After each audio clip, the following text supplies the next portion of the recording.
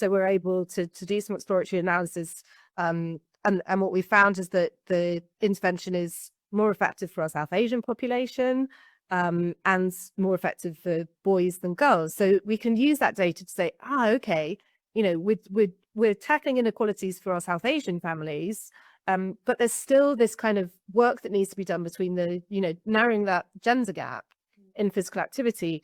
So what are we going to do with that? So we can, rather than just kind of the control trial data being that observation of what's happening, it's then about taking it into the system, to then be able to kind of, again, like address some of those issues that are coming out. Like what do we need to change about what we're doing so that girls are better supported within the system? So yeah, it's not, I think it has to be considered as part of the system.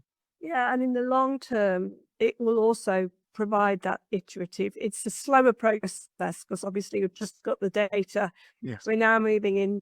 It was after the 5 years of the local delivery pilot phase, where we were the only effectiveness study that Sport England funded. So there was a lot of pressure on us about, right, well, we're counting on Bradford to get positive results, which, basically we have, which will be published soon.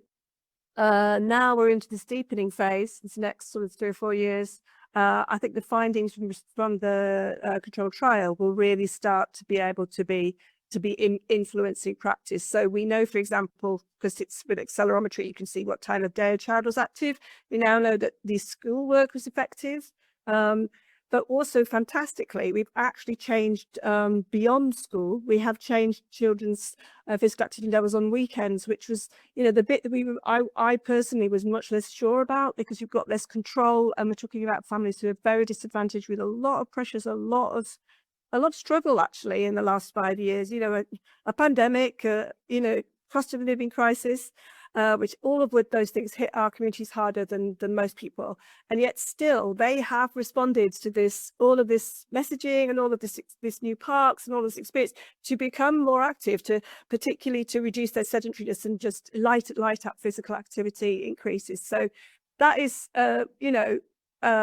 very encouraging, and it will mean that we can really make a case to say it's not just about schools. Actually, parents have a responsibility to get their kids active and to encourage them to be active, and we can actually, even in our most hard to reach communities, we can make those changes. We can